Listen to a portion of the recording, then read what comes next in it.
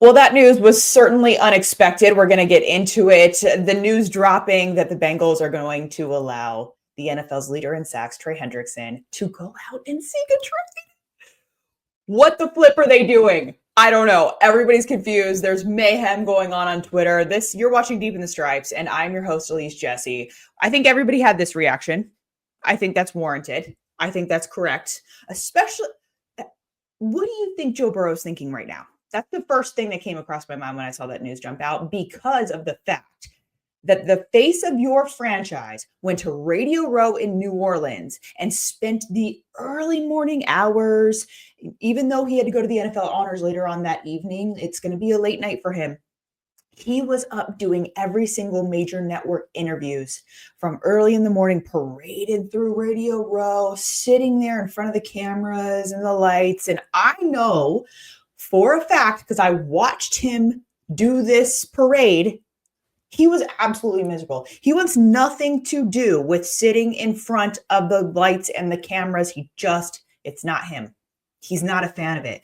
But he put himself in that incredibly uncomfortable position that he does not like to spend his time in to advocate for Ja'Marr Chase, T. Higgins, Trey Hendrickson, and he also threw in Mike Gesicki in there, advocating for the stars. He said during the season, we can't let great players walk out of the building.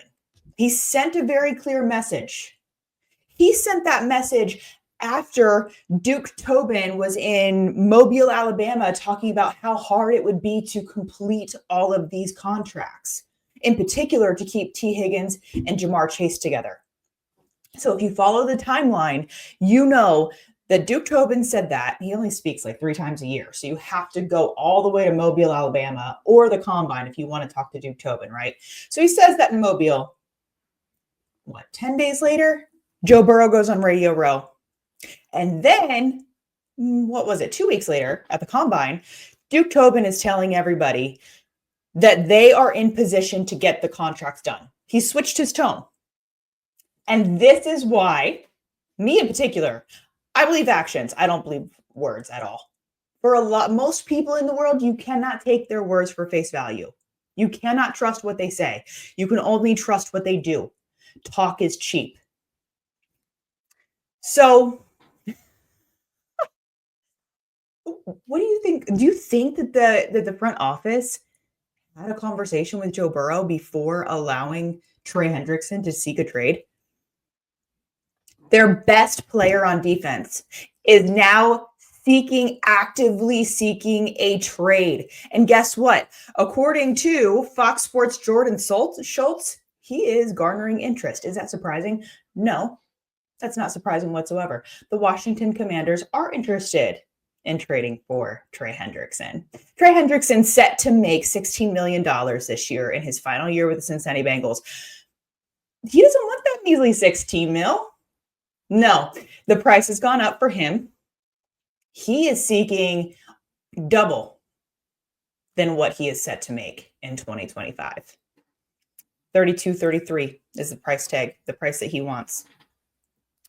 35 sacks in 2 years.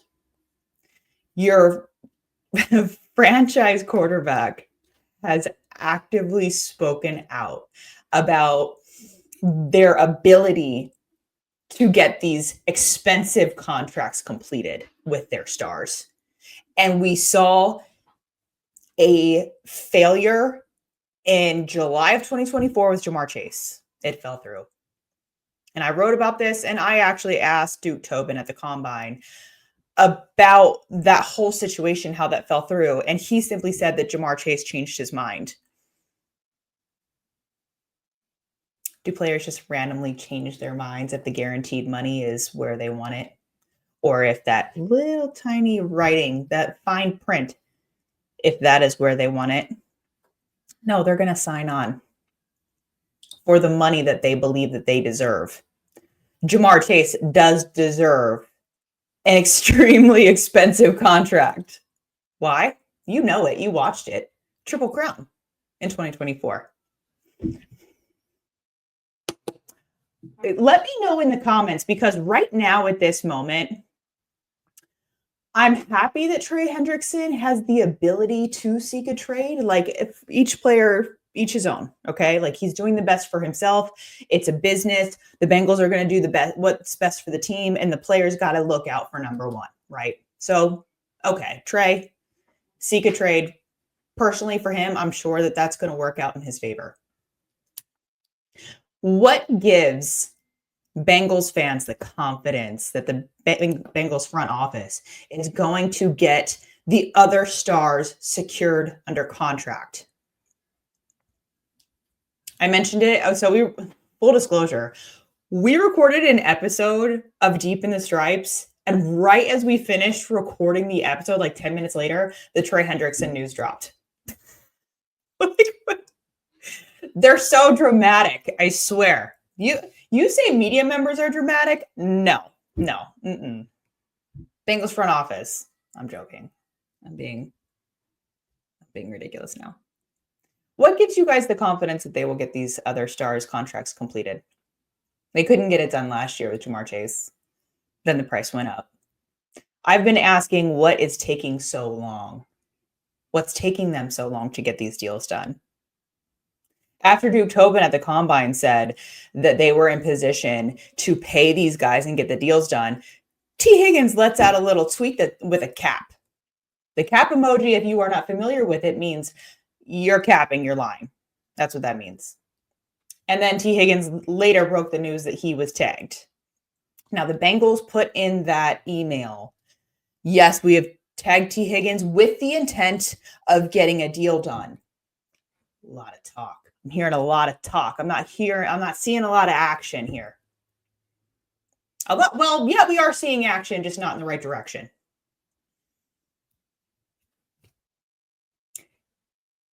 The Bengals have missed the mark for 2 straight years now.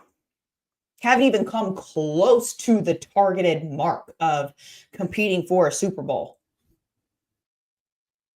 Heck, they haven't even come close to winning the AFC North, their own division. And now you are letting your best player on defense seek a trade. Now, if you watch this podcast, you already know that I've been saying this for 6 weeks now. The Bengals pay close attention to a player's age.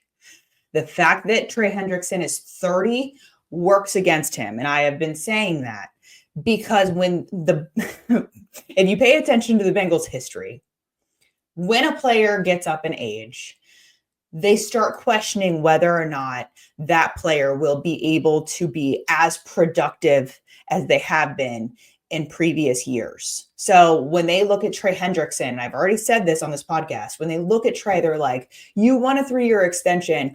Are you going to be at or close to the sacks leader at 32, at 33? Is it worth the money to go that deep with this contract with you? Am I surprised by this? No, absolutely not.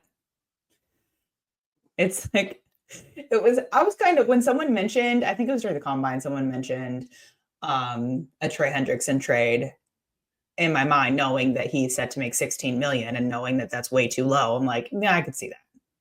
Would I be surprised? No, I'm not. I, at the moment, don't have a whole lot of confidence that the rest of these deals will get done, specifically with T. Higgins. That's number one. I think that they would be in a really tough, difficult position with Joe Burrow if they are unable to get a deal done with Jamar Chase. I think it would start to get a little bit dicey at Paycor Stadium. Not in a good way. You talk about winning championships. You talk about going back to the Super Bowl. And yet you are doing all this fancy talking. We're hearing a lot of fancy talk. I'm not seeing any action. Like that's what's most annoying to me, I think, and I'm probably to fans as well. You let me know in the comments like what you're thinking on that. But I'm tired of the talk. Make it happen. Get the deals done. Did they not find out how brutal the future can be if you wait or if you lowball a guy for too long? happened with Jamar Chase? You couldn't get him done, and then the price skyrockets because he's that good.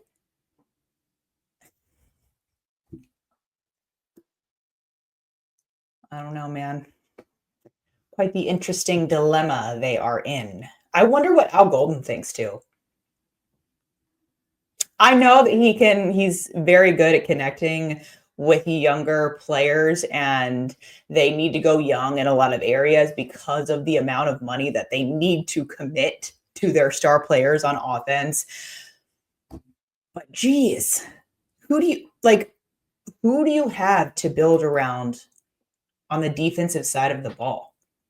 They cannot mess up shaping this roster, the defensive side of the roster for 2025, because what we all saw with Trey Hendrickson on the team in 2024, the defense they often seemed discombobulated. They seemed lost, constantly watching missed tackles, which was infuriating.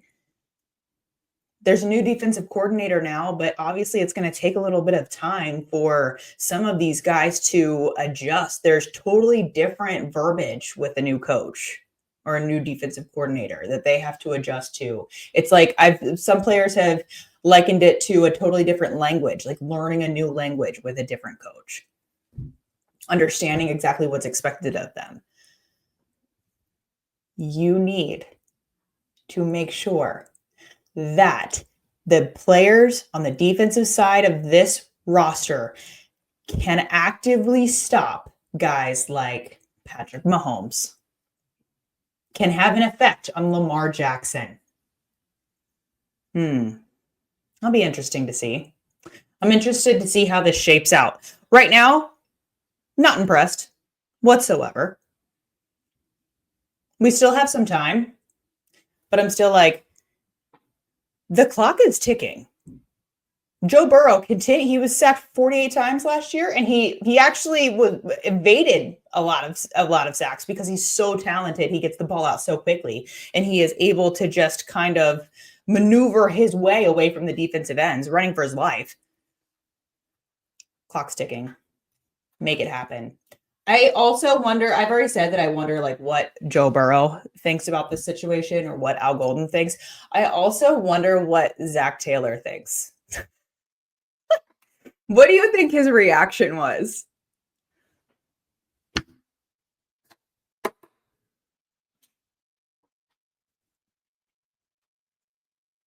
I would be shocked. Just get your mind wrapped around that right now. I would be shocked if Trey Hendrickson was a part of the 2025 Cincinnati Bengals roster. They will have to... free agency starts on Wednesday, March 12th. They will have to make some headway. They're going to have to make it up somehow. They've got to figure out a way to build a quality, high-producing defensive roster for 2025 while simultaneously making their stars happy. Your quarterbacks has said he wants Trey Hendrickson on the team. You're letting him seek a trade. I don't know. There's a very clear disconnect between Joe Burrow and the front office currently. That's the way I'm viewing it. I hope that I am wrong, but I am reading what each party is saying, and they're not saying the same things. We shall see. All right, that was kind of, I guess, an emergency episode for you. We will have more if anything else breaks. Let me know what you think about this. I really, as of right now, guys, two things. I don't believe their words. And I don't believe that Trey Hendrickson will be a part of the 2025 Cincinnati Bengals roster next year. Well, this year in 2025. I'll see you next week. And that's a wrap. Hope you don't miss us too much until next time. Follow the Sick Podcast Deep in the Stripes with Elise Jesse on YouTube, Instagram, Facebook, Google Play, and Apple Podcasts.